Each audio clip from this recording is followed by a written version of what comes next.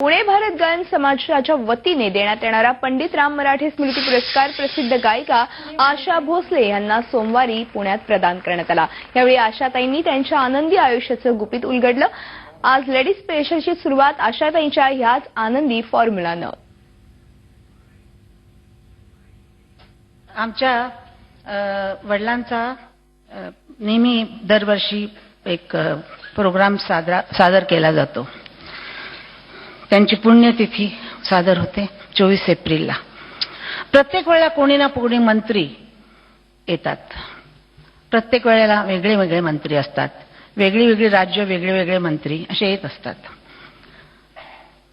त्यावेळेला बरेच वर्ष झाली याला। दीदी वगैरे सणसणीत तशा आम्ही सगळ्या बहिणी चालत वगैरे येऊन बसलो होतो। सगळे मंत्री महोदय माझ्याजवळ बसले होते आणि त्यांच्या हातात कागद होते, ते चाळत होते। तर मी त्या कागदाकडे असं जरा असं वाकड्या नजरेने बघितलं तर ते मला कळत होतं की ते काहीतरी आमची माहिती शोधतायत। तर मला त्यांनी थोडंसं, मी हसले बघून त्याच्याकडे, नमस्कार असं बोलले। तर त्यांनी मला विचारलं, त्या उभ्या आहेत त्या कोण बरं? तर म्हटलं ती दीदी आहे। दीदी म्हणजे लता दीदी? म्हटलं हो लता दीदी। तुमच्या बाजूला कोण बसल्यात? म्हटलं ती माझी बहीण आहे मीना मंगेशकर। असं असं, तुम्ही किती बहिणी? म्हटलं 4 बहिणी। आणि तिच्या बाजूला बसली ती कोण? माझी छोटी बहीण उषा आणि मी आशा। ओ तुम्ही आशा आणि ती उषा। आणि ते बसले तिकडं उभे आहेत ते म्हटलं माझे छोटे बंधू हृदयनाथ। हो का, अच्छा। मग त्यांनी सगळं ते कागद अशी गोळा केली आणि मग येऊन ते उभे राहिले बोलायला। मग त्यांनी सुरुवात केली की आज मी धन्य झालो। आणि असं मागं वळून माझ्या बाबांच्याकडं बघितलं, फोटोकडं। आणि इतका सुंदर माणूस, त्याची ही सुंदर मुलं, सगळी गाणारी मुलं, काय सांगावं, जगभर यांचं नाव आहे। जगाच्या म्हणजे टोकाटोकाला यांचं नाव पोचलेलं आहे वगैरे वगैरे। त्यांनी खूप स्तुती केली आणि शेवटी म्हणाले यांनाही माहीत नाहीये आमच्या गावी कुठल्या तरी वराड वगैरे कुठे होते ते, तर आमच्या गावी, आमच्या घरी, आमच्या वडिलांच्या जवळ दीनानाथ मंगेशकर घरी यायचे। माझं तोंड आ झालं। थोड्या वेळानं ते बोलले, ते आमच्या घरी जेवले। काय सांगू तुम्हाला, त्यांनी अशा ताना मारून दाखवल्या। मी त्यांच्या पायामध्ये खेळत होतो। म्हटलं लात का निघाली त्यावेळेला? आणि इतकं खोटं बोलत होते की माझा आ आ आ असं होत चालला। उषानी पाटणं असं करून माझं तोंड बंद केलं। मग गप्प बसणं आशा। म्हटलं किती खोटं बोलतोय। मनात म्हटलं मी, अरे असेच हे लोक गरिबांना पाणी, गावांना वीज पोचवतात, हे सगळं असंच असणार जो आमच्याशी बोलतायत। त्या काळामध्ये हे असायचं की या गावाला वीज आम्ही देतो, त्या गावाला पाणी देतो, बंधारे बांधतो, असं बोलून मतं घ्यायचे। तर ही अशीच वडिलांच्या बाबतीत पण त्यांनी जेवायला पण घातलं आमच्या वडिलांना। तर मला असं खोटं बोललेलं आवडत नाही, मी खोटं बोलत नाही।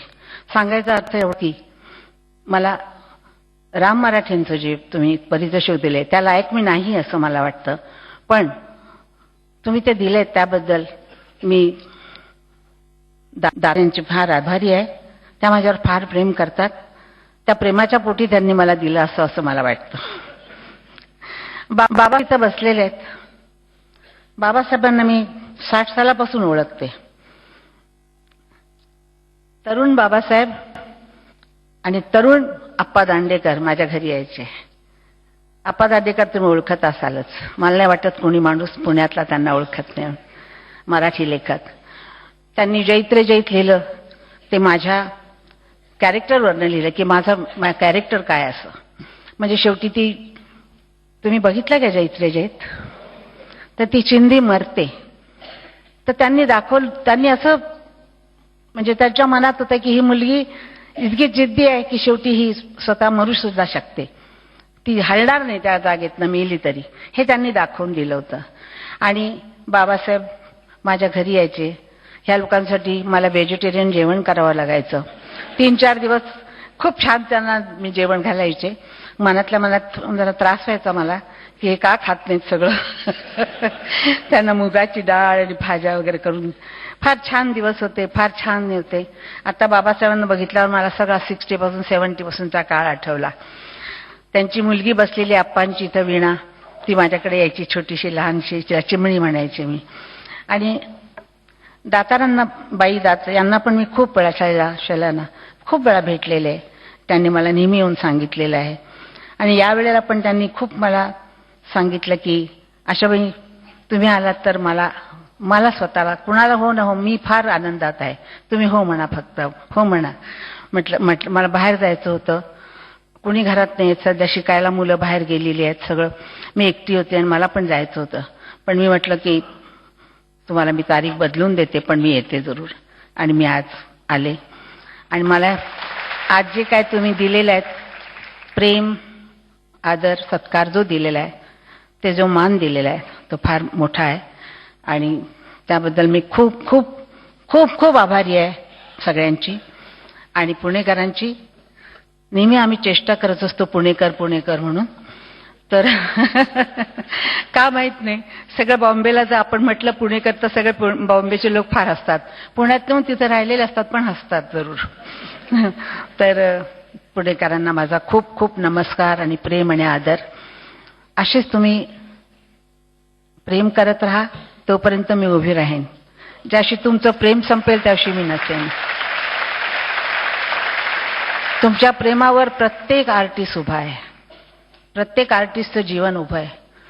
तुम्हाला सांगते, नुसती मराठी गाणी मी या 70 वर्षामध्ये जे गात आलेले आहे, माझ्या इतकं गाणी कोणी गालेले नाही. 1200 गाणी नुसती मराठी आहेत माझी. पहिलं पाऊल या पिक्चरला मी आले तेव्हापासून मी पुण्यात गात आलेले आहे, नंतर बॉम्बेत आलेले आहे. सगळे म्युझिक डायरेक्टरनी मला गावलेलं आहे. माझी खूप गाणी आहेत, खूप लावण्या आहेत, खूप आहे.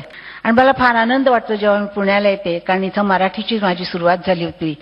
सुधीर फडकेंनी मला पुढचं पाऊलमध्ये पहिलं गाणं दिलं होतं. त्यानंतर पु ल देशपांडेंची गाणी मी इथं खूप गाले. दूध भात त्यांचं खूप गाजलेलं पिक्चर, पुष्कळ मी गाणी त्यांची गाले होते. वसंत पवार यांची पण गाणी गाले होते. आणि मुंबईमध्ये फार मोठे बाळासाहेब ठाकरे म्हणत नाही, मंगेशकर, त्यांची गाणी, अजरामर म्युझिक जे काय आहे ते त्यांनी दिलं. आणि त्याच्या गाण्यामुळं माझं खरं मराठीमध्ये नाव तर होतं, पण आणि जास्त मला नाव मिळालं. आणि कविता होत्या, ज्या कविता सुरेश भटांच्या, त्यात अतिशय गाजलेल्या आहेत.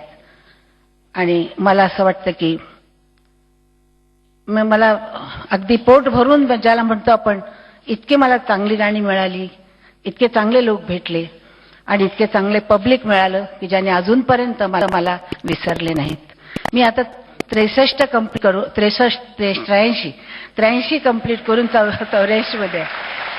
आता मी काय करू, मी 38 वर्षाचे असंच वाटतं, तर माझा दोष नाही. आता लोक म्हणतात की तुम्ही 83 झालात, पण मला वाटत नाही. मला वाटतं की अशीच मी अजून 40च्या मध्ये आहे. आणि कामं पण करते तशीच, स्वयंपाकघरात पण तशीच उभी राहते, फिरायला पण तशीच जाते, सगळी कामं सावरते, सगळ्यांना बघते आणि गायला पण जाते, प्रोग्राम करते, सगळे जगभर. तर मला असं वाटतं की मी 40 वर्षाची आहे आणि अशा मनाच्या ह्याच्यामध्ये मी राहिले खुश असते. मला वाटतं प्रत्येक माणसाने असंच म्हणावं की मी छोटा आहे आणि हसत राहावं. हसत राहिलं की माणूस फार चांगला राहतो. मी हसत राहते, कुठच्याही प्रसंगाला मी हसत असते आणि म्हणते ही देवाची दया आहे, तो जे देईल ते घ्यायचं.